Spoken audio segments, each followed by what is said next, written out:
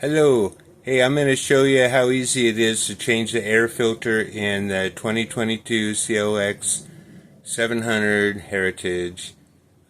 Maybe the Sport too. We'll see. Alright, check this out. I turn this camera around so you can see.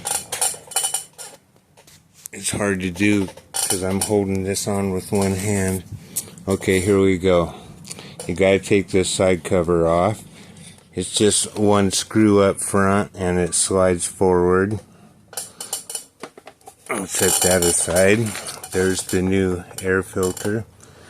And I unscrewed this electric whatever. And you gotta take this thing here off.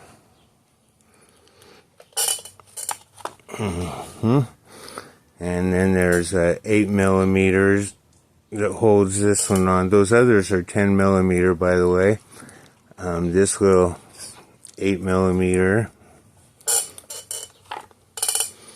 And then these have got Phillips screws.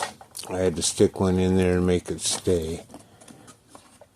So, and as you know, I do a lot of off-roading, and there's the air filter.